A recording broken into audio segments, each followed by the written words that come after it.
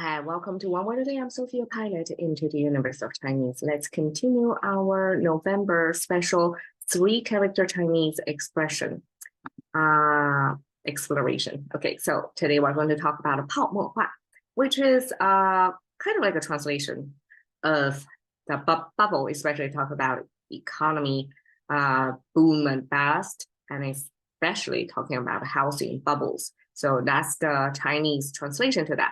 So instead, we're just saying bubble by itself. We add 化 because 泡沫 is bubble, and 化 means transform something into bubble. That's Chinese Bubblize. Okay, so bubble, you can see the left side of these 2 characters sharing the same symbol, which means water. And in ancient times, water doesn't come out of taps, right? Of course, there's no such thing as a faucet in ancient times. So water was depicted in its natural habitat. That is water flowing through the mountains, through the valleys. That's how people observe water in its nature. And of course, there are underground water, which is unobservable. So this is above ground water. Okay, so water sign, you can see it's almost like a little bit wavy, just slightly wavy sign.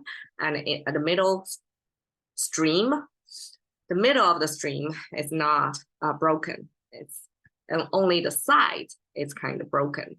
And that is kind of realistic depiction of how the water flowing in nature. The middle part of the water channel, if there is a channel, or water bed, is deepest, right? And less likely to be obstructed. Versus the side, we may have stones, logs, fallen trees, maybe even dead bodies next to the bank. Therefore, it's more easily to be interrupted. So that's a Chinese super simplification, but also realistic depiction of water in nature. Okay, now the right side, this is bao. It looks like a big question mark, right? With a chimney on the top. And inside, it looks like a worm. So according to scholar, this is depicting the pregnancy in humans. So this little worm-looking thing is baby or fetus inside the womb. Okay, so this big question mark looking thing means wrapping, right? So it's the fetus wrapped inside organ, the womb. And then here the chimney, whenever we see this extra, I call it a chimney, it shows it's something related to human. It's not out there in nature. Because if it's in nature, there is only like top ground, lower ground, something like that. It's kind of straightforward. There's no chimney involved. Once there's chimney, there is human traits around. So this is human kind of a wrapping. And when before humans are human, they are kind of like a little worm inside the womb. So this depicts this pregnancy process. Okay, so here there's, when it pairs with water sign, that doesn't have anything to do with pregnancy anymore. It simply take this wrapping concept from the fetus wrapped inside the body to pair with water. That means water, that means air wrapped inside the water film, just like the fetus inside wrapped. So this wrapping, water, wrap, that is Chinese bubble. And we can see bubble sometimes, I guess, when you use soapy water, when the water are more elastic, this bubble thing can fly into the air, and you can see colors, and sometimes it's not a perfect sphere. But in any case, it's water-based. It gotta be water solutable, and it gotta be this wrapping. There's a whole sphere or kind of odd shape, but continuous surface, 3D surface. So that's a Chinese concept of bubble. And now Mo, we have this water again, but instead of this wrapping concept, Chinese here, the foam came from this tree image with an indicator kind of intersecting the very tip, the top of the canopy of the tree. So this trident looking thing is upward pointing is the canopy of the tree. Downward pointing trident looking thing is the root of the tree. And the root is invisible, right? Sometimes goes deeper. I don't know if it's always or sometimes, but in this depiction, it looks the root actually is longer than the tree, the canopy, the visible part of the tree. And this horizontal line is kind of ancient Chinese arrow pointing, like a point to here, because the whole tree, when we depict the tree, just a whole unit as a concept of tree, there won't be any intersecting or horizontal lines here. We just have the canopy, the root connected by a trunk, right? Just have that tree structure there. But when the language creator wants to mean some part of the tree, it will use this horizontal line to intersect, to draw your attention to whatever the language creator wants it to mean. So this means the very tip of the tree. Therefore, that means the very end or the edge of something. And when this end concept plus water, that means water's end, and how water's end will look like. Imagine you're in a pond, and the end of the water means the borders of the water. Most likely little waves, right? Lapping, some tiny little foams, meaning tiny little bubbles forming along the edge or the end of the water body. So that is more, that's how Chinese depicting foam. It's at the very end or edge of the water. So we have bubble, which supposedly is a bigger bubble versus foam is a smaller bubble. And the foam most likely attached to the water body or the very edge of the water, versus bubble can fly, can be airborne, can be independent from the water body. So pao and mo together, form together as this bubble. It can be foamy or not, but simply in Chinese concept, pao mo could mean bigger bubble or smaller bubble. It's all inclusive, bubble-ish. Bubble in the sense or the attribute of it can break, it can burst.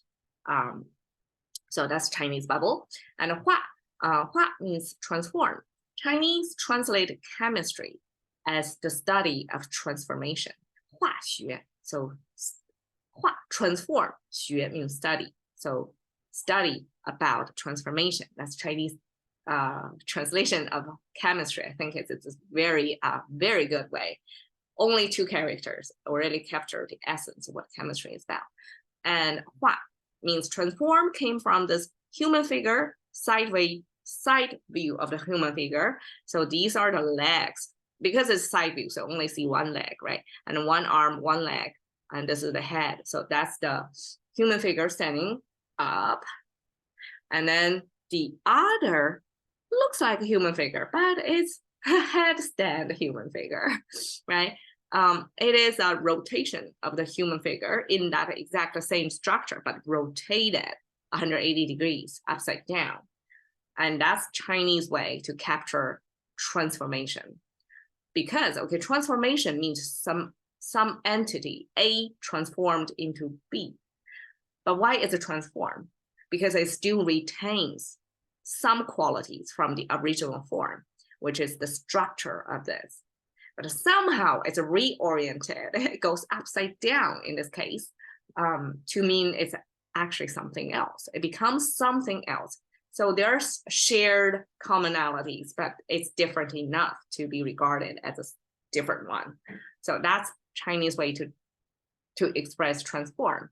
And I want to highlight the ingenuity of Chinese language creators here, because Chinese language, just like any other written form language, it's I mean, the uniqueness of Chinese language probably is not just one of a kind, because other language of iconographical as well, like use visuals to capture concept. So Chinese is using this two-dimensional, almost like a drawing. Sometimes it's like a stick figure, like two-dimensional to capture a three-dimensional world that we're living in.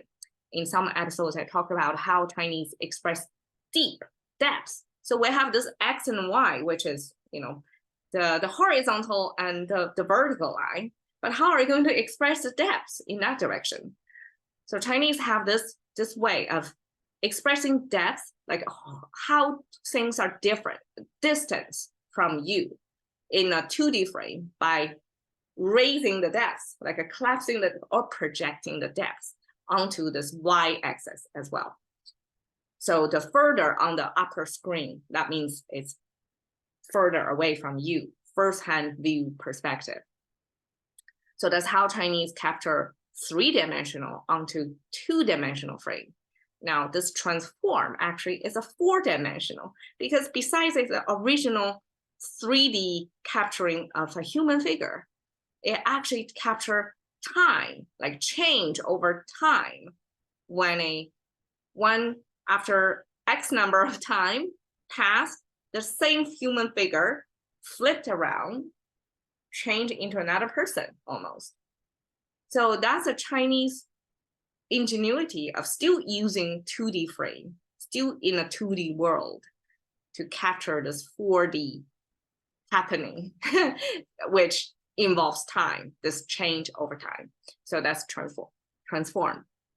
Okay, so when we say 泡沫化, we mean transform X number of things into 泡沫, into bubble, either big bubble or foam, smaller bubble. And especially this is a translation to the housing bubble or stock price or overheated economy. In any case, it's contemporary living, it's contemporary happening. It could be kind of a market speculation kind of thing, right?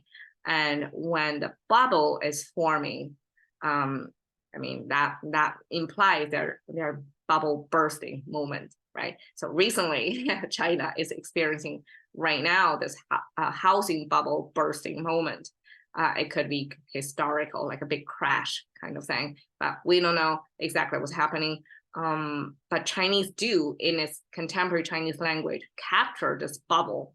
That means the language has it. That means it's aware. It's known that such a market speculation behavior could happen, and it can ruin millions of people's lives.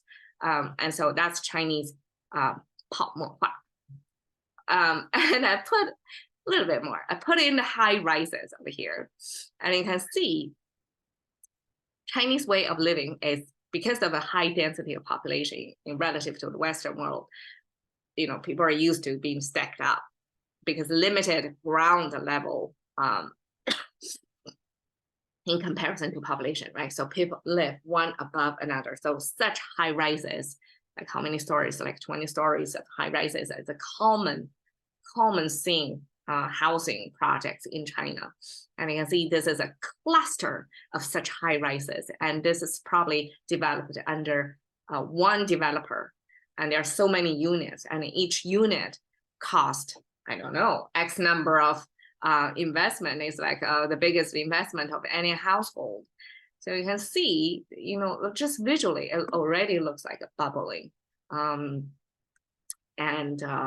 I find it's interesting of a contrast. When I first moved to America, I noticed here, there are not so many high rises buildings out there, probably because there's no such need, because the population density is not that dense. We don't need to live stacked up on top of each other. And also the human distance, physical distance is bigger here. Like the personal bubble of individuals are much bigger than in China. So this bubble in housing formation in 泡沫化 expressed by this high rises cluster. All right, catching to the frequency of thinking by one word a day with Sophie. See you another day.